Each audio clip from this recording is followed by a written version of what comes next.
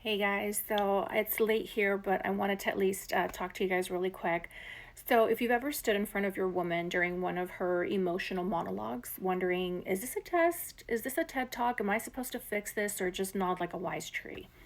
Well, you're in the right place because today we're talking about one of the most important and misunderstood areas of masculine strength: emotional leadership. Not dominance, not withdrawal, not fix it mode, right? But how to stay present, how to hold her storm, how to lead the moment with grounded love. We're going to break down 5 powerful lessons from the way of the superior man that cover why tolerating too much can actually backfire. Why, what's wrong? Why not necessarily need an answer? Why giving her space doesn't mean abandoning your frame. And also, why sometimes she just wants you to pick the damn restaurant. Now, this might not be the easiest conversation you've ever had, but I promise it'll be one of the most freeing and liberating and aha moments that you're going to have in probably quite some time. But let's go ahead and get into it. So, my name is Cynthia. Thank you for being here on the Masculine Energy Motivation channel. But let me ask you something.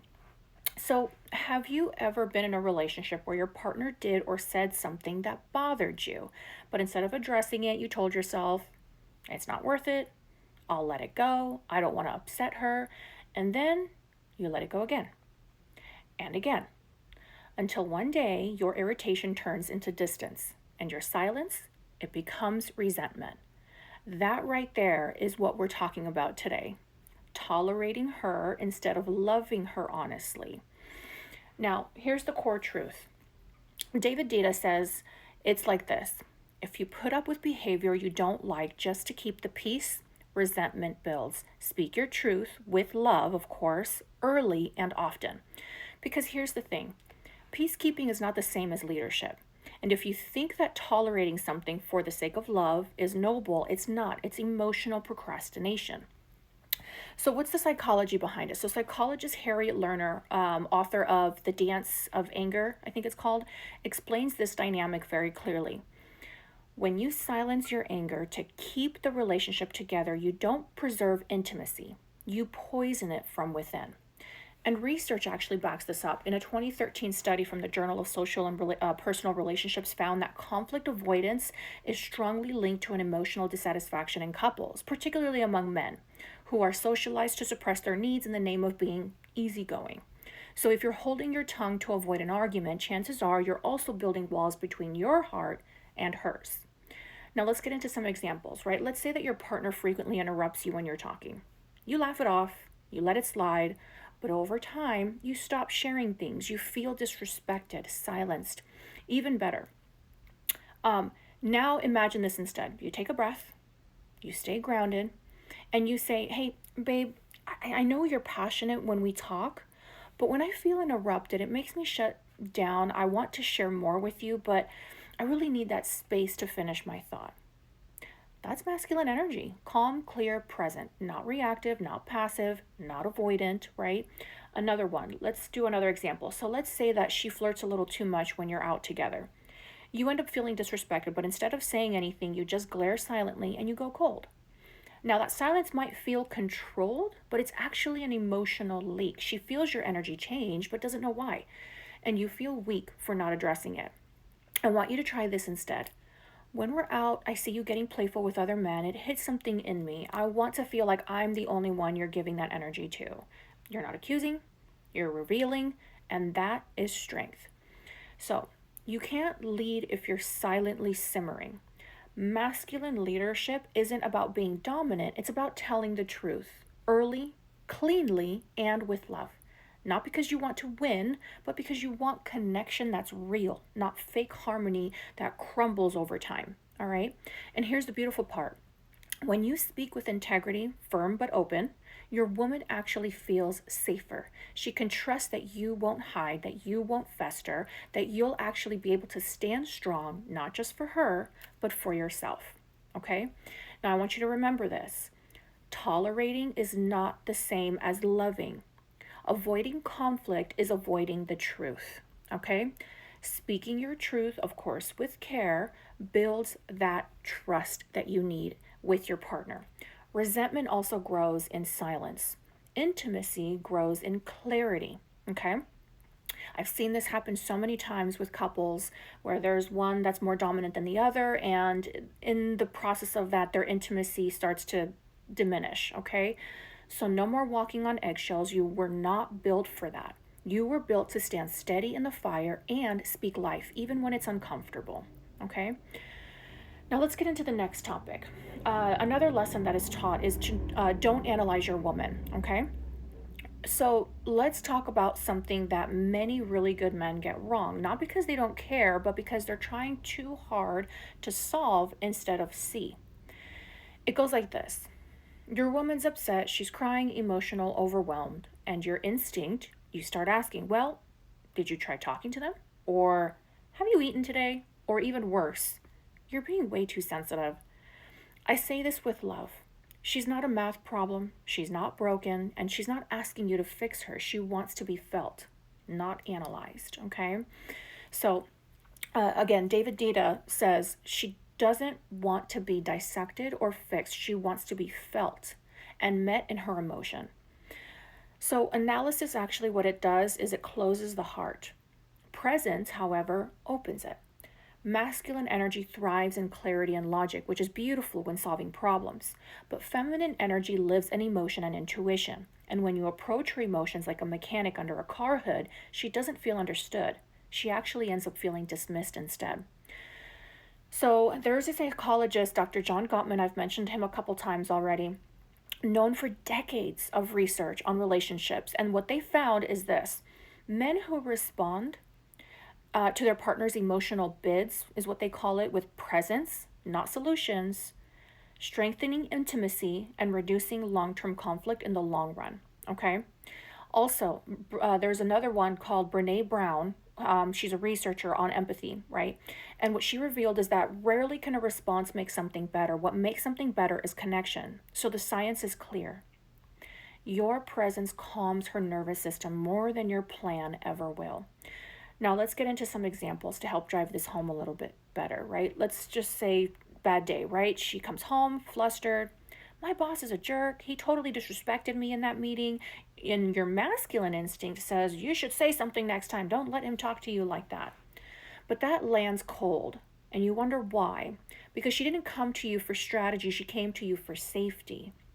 Instead, I want you to try this. That sounds exhausting, babe. I hate that you were treated like that. Come here. You don't need a fix. You just need to feel her. Okay? Another example. Let's say there's a shifting of emotions, right? She says, I just feel like you're not really here with me lately. And instead of leaning in, you jump to, what are you talking about? I've been here every day. I'm working hard. I planned that whole weekend for us, remember? Logical rebuttals, defensive postures, all masculine analysis, right? But what she's really saying is, I can't feel your presence. So instead, pause, breathe, look her in the eye, and say, you're right. I've been in my head a lot lately, but I'm here with you now, okay? That's intimacy. That's leadership. So here's the truth. She doesn't want a therapist. She doesn't want a coach. I've said this in a previous video, right? But she wants you present, grounded, and in your body. That's the energy she feeds off of, right? Your calm is more healing than your commentary. Your breath is actually more powerful than your blueprint. And when you meet her emotion with your full presence instead of dissecting it, she softens, she trusts, and she opens up. Remember this. Don't fix. Just feel with her. Don't analyze. Attune to what she's feeling, okay? And definitely don't pull away. Stay grounded. Because masculine power isn't about solving her, it's about holding space for her to be fully felt, fully safe, and fully seen. And that, my love, is when she'll melt into you, okay? Now, we're going to talk about another lesson that is taught as well is don't suggest that a woman fix her own emotional problem. Let me get into it, okay?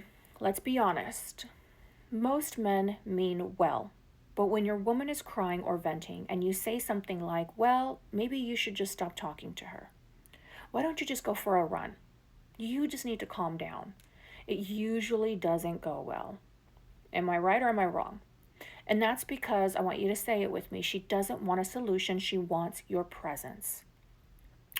Okay, so the author also says something that's very simple but incredibly powerful. David says telling her how to solve her emotion kills intimacy. You want to hold space, breathe deeply, and be with her storm rather than trying to end it. This lesson is especially hard for men who find her strength in kind of like solving these problems, right? But emotions are not problems to fix, they're experiences to move through together, all right? So there's Dr. Johnson, Dr. Sue Johnson, the founder of Emotionally Focused Therapy, explains that the most powerful moments in love are not when we give advice, but when we are emotionally accessible and responsive. And also, neuroscientist Antonio Damasio showed in his work that emotions are processed differently from logic, especially in women who show heightened neural activity in regions responsible for empathy and emotional memory. So, in short, if she's upset, don't try to change it. Try to be with it. All right. Now, let's kind of drive this into, let's say, a tearful overwhelm. Let's say she walks in the door, clearly emotional. She says, "I just feel like I'm failing. Work is too much. I can't catch my breath." The masculine instinct might say something like, "Maybe you should quit or at least take a few days off. You're doing too much, babe." But her nervous system doesn't want an escape plan. It wants reassurance, attention, and maybe even safety. So instead, sit down beside her and say, "Come here, you're not alone in this, you're strong, and I'm right here," unless she asks you for your advice. Let her cry, let her melt, right? Don't push it. She'll find her way back, and through your presence, not your plans that you're trying to make. A spiraling conversation. Let's say that she's venting for the third time this week about a friend who's hurt her feelings. "I'm so done with her, but maybe I'm being too sensitive. Ugh, I just don't even know anymore," right? You might think, "Didn't we talk about this already?" And you might say, "You should just stop being friends with her. Why are you still talking about this?" But instead of helping, that shuts her down. It makes her feel judged, not supported. A better approach would be, "Oh, sounds like this really shook something in you. Do you want to talk it out or just want me to listen or something? Or how can I help?" That's emotional leadership, giving her the space to feel without pressure to fix it all. Here's what masculine energy looks like in this moment: you breathe, you stay grounded, right? Of course. In every situation, you should. You listen fully, and you don't rush her out of her feelings. Okay? That is incredibly important for you to acknowledge and understand that she's having these emotions that she needs to work through. And she doesn't need you to walk her through it per se by giving her directions, but rather be there with her. And here's the ironic part: the less you try to make it better, the more she's actually going to end up feeling better, because you're showing her she's not too much for you to handle and that she's quite capable herself. Okay? Her emotions are not problems. Advice sometimes can kill the connection, not just with her, but even with others.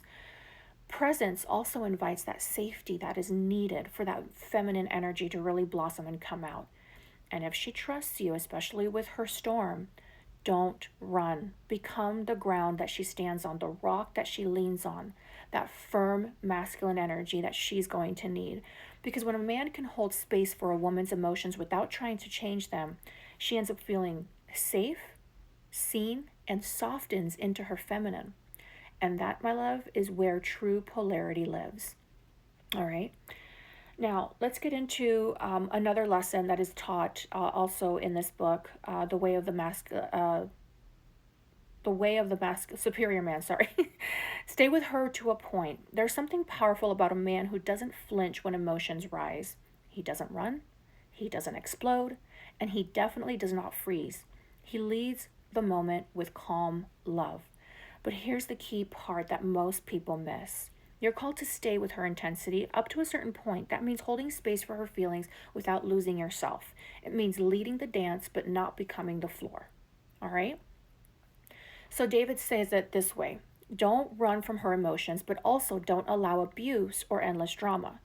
Guide the moment with calm love. Lead the dance. This is about presence and leadership. A woman's emotional depth is part of her beauty. But uncontained emotion, especially when it becomes chronic blame, manipulation, or even volatility, is not something you tolerate in the name of love. Masculine energy does not shrink from her storm, it anchors it. So Dr. John Gottman's work against some of the things that the research has shown, it really highlights the area that his research shows that emotional attunement is vital to healthy relationships, but it must be paired with firm, respectful boundaries to avoid escalating conflict or resentments. Dr. Harriet Lerner writes, intimacy thrives in the presence of truth telling and boundaries. Without them, relationships collapse into chaos or even silence. So, what does this mean?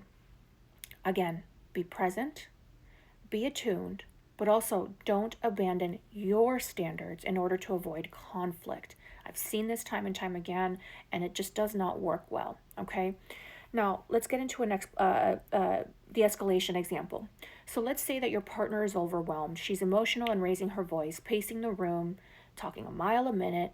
Your masculine instinct might say, "Hey, I need to shut this down. I can't deal with this."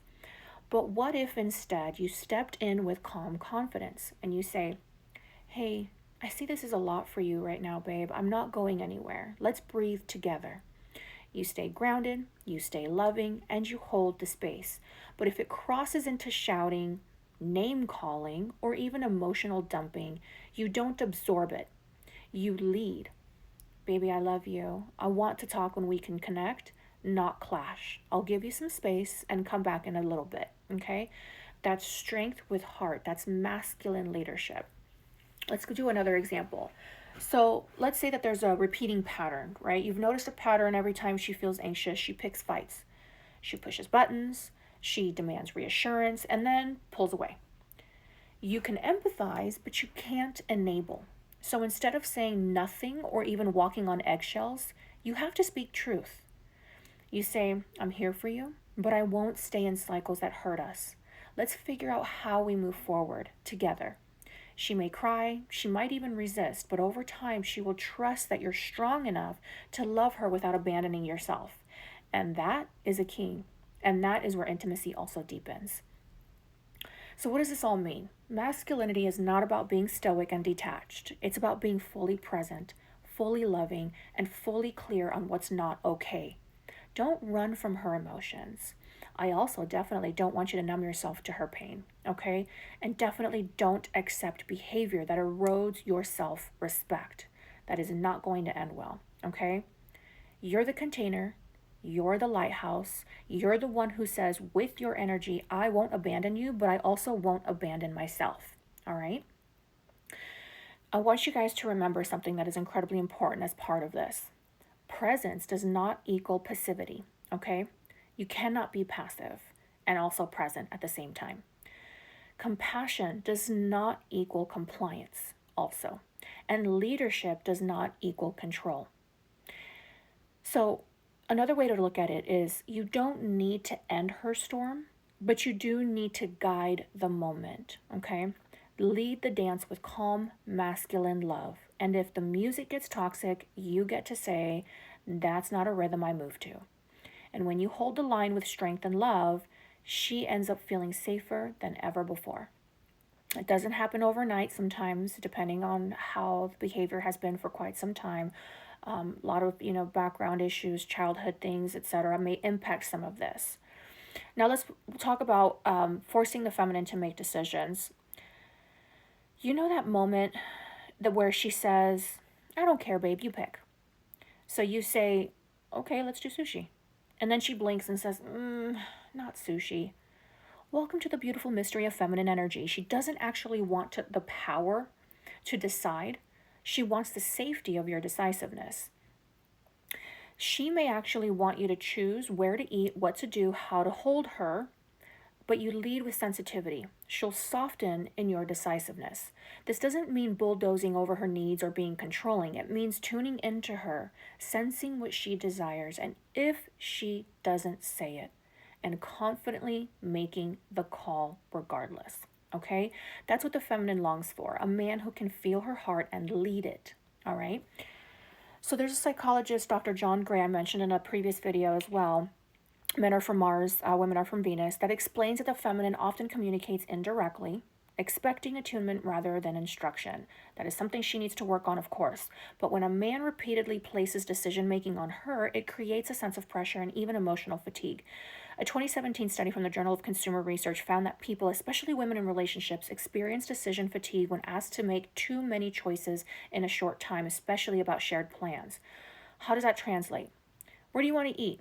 14 times a week is not romantic. It's exhausting after some time, okay? Let's say let's use another example of a date night, okay? Instead of, what do you feel like doing tonight, babe? I want you to try instead say, be ready at 7. I've got the night planned. You'll love it. Even if the plan is simple, a walk, her favorite food, and a cozy movie, it communicates care and confidence. And here's the magic.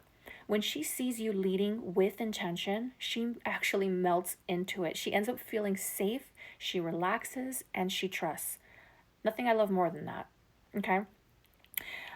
Emotional leadership. Let's get into that. So let's say that she's spiraling in indecision.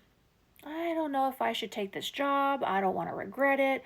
But what if I miss the opportunity? Rather than saying, it's your choice, do whatever you want, you ground the moment. You say, let's breathe. I know this is a big decision. From what you've told me, I think the role excites you more than it scares you. Let's go through it together. You're not making the decision for her. You're guiding her toward clarity through calm, masculine leadership. All right, so to sum it all up for that one, masculine leadership isn't about barking orders.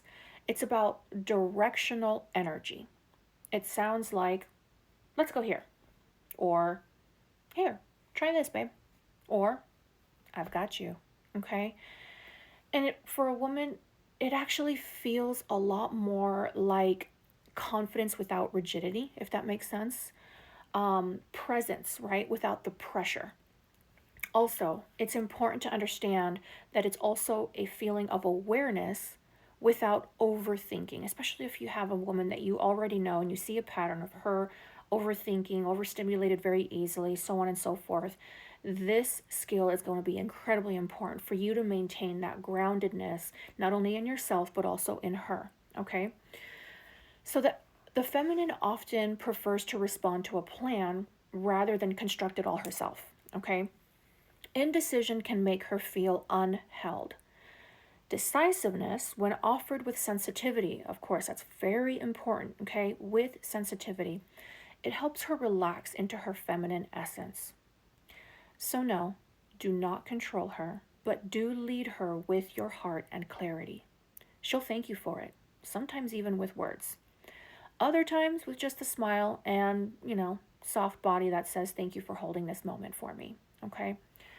Now, we're going to get into another lesson that is incredibly important as well, which, actually, I think we're going to probably end it at this one because there's already 5. But lessons that we learned today, I want to recap those. Don't tolerate what bothers you just to keep the peace. Resentment is not love. Also, don't analyze her. She's not a puzzle to be solved. She's a presence to be felt. We also talked about stopping offering emotional solutions. Instead, offer emotional safety. Also, stay with her intensity, but lead with calm. Love doesn't mean losing your spine. And then finally, make the decision, whether it's dinner or direction, whatever it may be, that's leadership. Here's the thing. You weren't made to tiptoe around the feminine. You were made to lead her, not with ego, but with presence.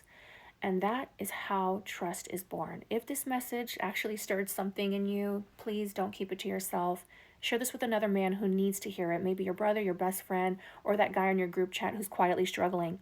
And if you want more truth like this, if you're ready to keep going deeper into masculine energy, emotional leadership, and becoming the man God designed you to be, hit that like button, subscribe to the channel, and turn on those notifications because we're just getting started. Thank you for being here. Thank you for being willing. Now go lead, not just her, but yourself. Live the life you love and love the life you live. God bless and take care.